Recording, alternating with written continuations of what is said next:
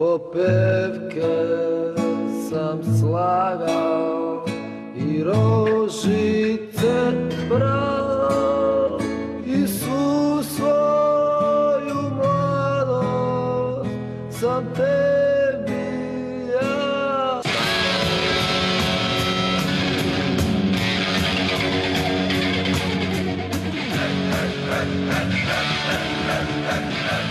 U proljeće 2014. Bad Blue Boysi dolaze na ideju osnivanja vlastitog malonogometnog kluba. S obzirom na to da je već postojao futsal Dinamo, kontaktirali su s tada vodećim ljudima kluba. Navijači su htjeli osnovati svoj klub, onda su preko mojeg jednog prijatelja Juraja Fabijanića, današnjeg predsjednika, su saznali da klub već postoji. Našli smo se, dogovorili smo zajedničku suradnju i krenuli smo u ostvarivanje ovog projekta. Htjeli smo prije svega pokazati da klub i navijači su zapravo jedno i da klub po principu jedan član, jedan glas, znači može funkcionirati u praksi.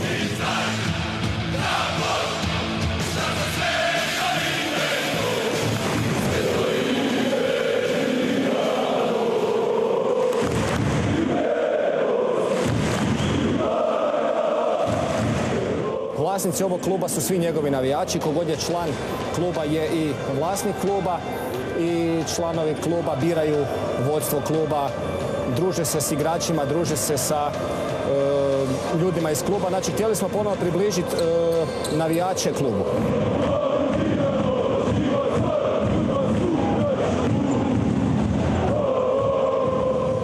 Uglavnom igraju, ima nas 3 par starija koji su igrali veliki nogomet, par koji su bili hrvatski reprezentativci u malom nogometu, pa imamo par klinaca, tako mogu reći klinaca, koji vole mali nogomet, koji su dobri, koji imaju velike ambicije i sve skupa dobro smo se spojili i evo, imamo dobar rezultat.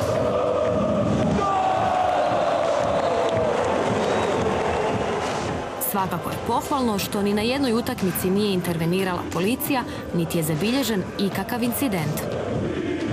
Mi zapravo samo iskazujemo, odnosno navijači iskazuju ljubav prema klubu pjesmom, navijanjem, bodrenjem, svi dišu ko jedan i to je zapravo jedino pravilo. To su, ajmo reći, Bad Blue Boysi, to je grupa koja prati Dinamo. Ajmo reći, oni su nekakav nukleus navijača koji prate klub.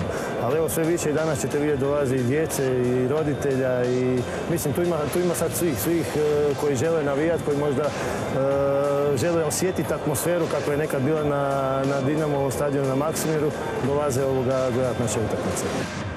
Glavni cilj kluba je okupiti sve navijače i razviti ljubav u mlađim generacijama prema Dinamu i Zagrebu. Radim, skupljam lovu za faks da bi mogu nastaviti dalje, ali u međuvremenu za hobi, znači igram futsal za drugu momčad, to jest za U21, Monako futsal Dinama i uživam u tome. Moji prijatelji dolaze na tribine, ne znam, ja kad znam za sebe idem na tribine, to su zapravo ljudi koji vole taj klub.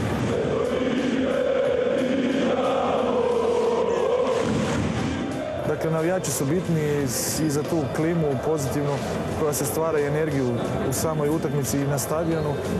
Tako da ovo je jedan pokazatelj da mi smo stvarno jako brzo napravili super ekipu i uz navijače, evo, napravimo rezultat.